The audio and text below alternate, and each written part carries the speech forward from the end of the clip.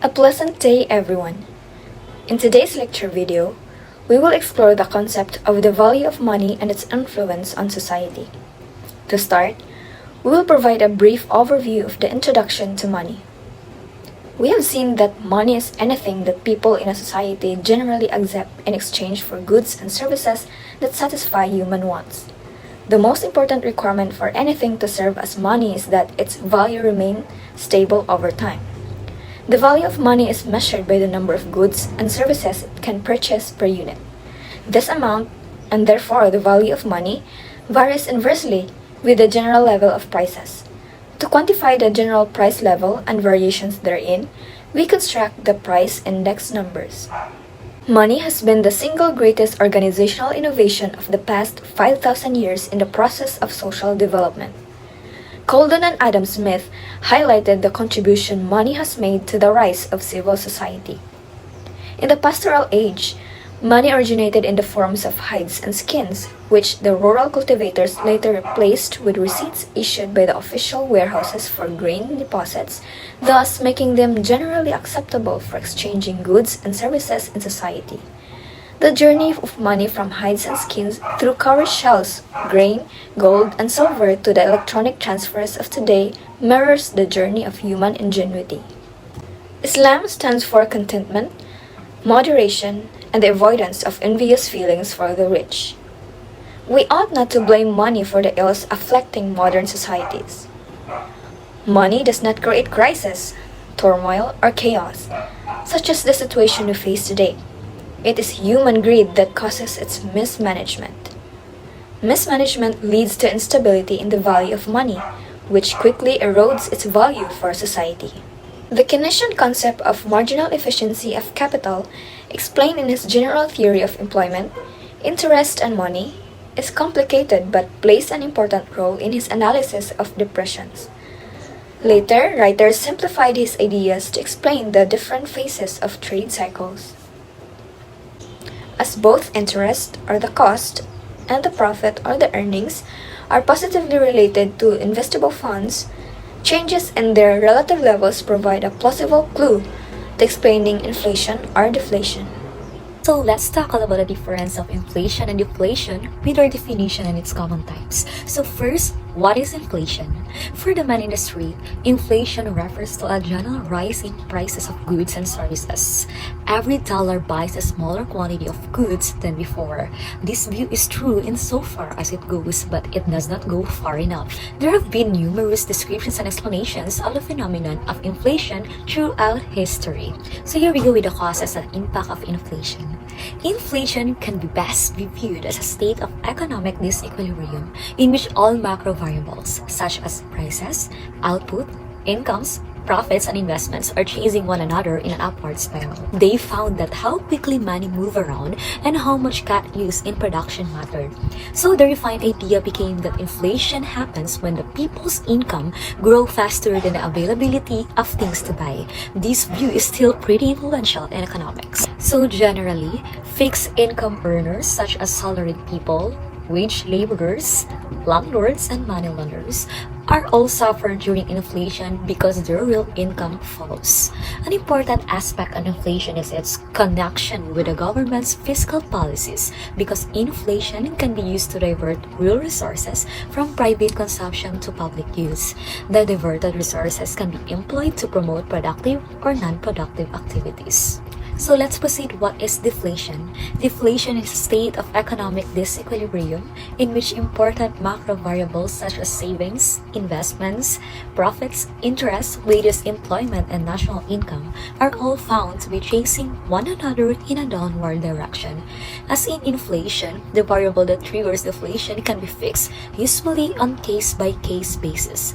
The socio-economic consequences of deflation are the reverse of what we noted for inflation.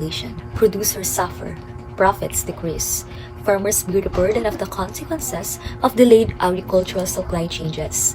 Unemployment is increasing, impacting workers. Government employees do better. Creditors benefit from the avoidance of defaults while debtors suffer. Overall, society is experiencing slowing growth and production decrease. Cyclical fluctuations refer to the repetitive and predictable patterns of change or variation that occur over a period of time in a specific system or phenomenon. These fluctuations typically follow a cyclical pattern involving periodic ups and downs, expansions and contractions, or recurring sequences of events. Furthermore, it is important that we need to trace down history and understand that Islam is not a capitalism, even though some concepts have given rise to writings on Islamic capitalism and the advocacy for searching for Islamic solutions to modern economic problems within the capitalistic framework. The fact is that since the dawn of human civilization, there have essentially been two systems of societal organization in an ongoing process of evolution. One is that capitalism, and two is a system based on divine norms of justice. So the latter found its culmination in the religion of Islam. Islamic finance emphasizes the importance of justice, ethical considerations, and wealth distribution, and also the divergence in the fundamental values between this system. Islamic finance indeed emphasizes the establishment of a just and equitable social order.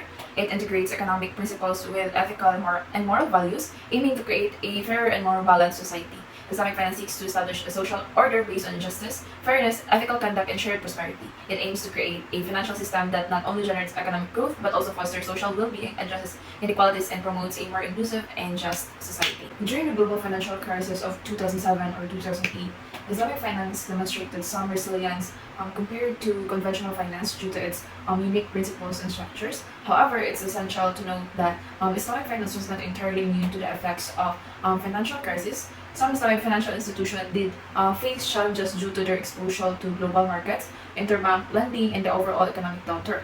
Overall, while Islamic finance demonstrated certain strengths during the financial crisis, its performance was influenced by multiple factors and its resilience was not absolute.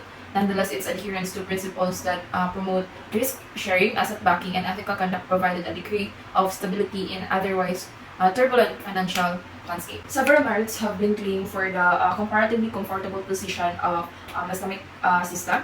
Such claims lack conclusive evidence, and there are Islamic injunctions that are immensely relevant for the moderating the cyclical ups and downs in the market-led economies. And among these are avoidance and frivolous spending. So in Islamic finance, the concept of avoiding frivolous spending is rooted in the principles of moderation, responsible consumption, and avoiding extravagance.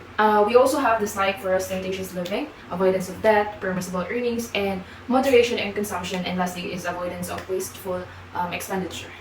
Now let's talk about the value of money and what gives money its value to society.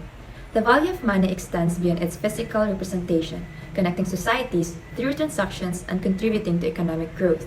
This vital role stems from its ability to store value, enabling savings and facilitating transactions across diverse forms. As a universally accepted measure, money assesses the worth of goods and services, promoting smooth exchanges in various economic activities. The historical evolution of money further underscores its significance. In the early days, the gold standard anchored currency value to physical items like gold, establishing a global benchmark. The shift to modern fiat currency backed by government mandates and public confidence reflects a transformation in the perception of money's worth. Within the framework of finance, the concept of the temporal value of money is a fundamental principle which posits that the present availability of money holds greater worth compared to an equivalent amount received at a later point in time.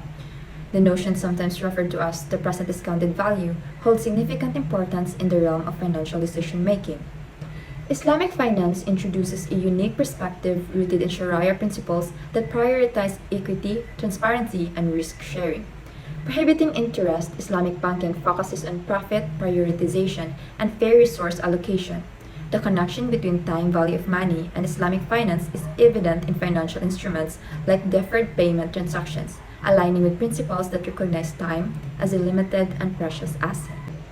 In the Philippine setting, understanding the time value of money is crucial despite cultural tendencies towards present-oriented living. Lower enthusiasm for investment and saving can be attributed to limited financial education, but recognizing the potential of passive income through prudent financial management offers an alternative. By unlocking the latent potential of earnings, individuals in the Philippines can work towards financial autonomy and reap the rewards of their efforts. In conclusion, money plays a crucial role in society, influencing power relations and resource allocation. Its value is derived from confidence and its use as a trade medium, unit of account, and a store of value. The concept of time value in finance suggests that present money's worth is greater than future availability. Also in Islamic finance, profitability is derived from trade.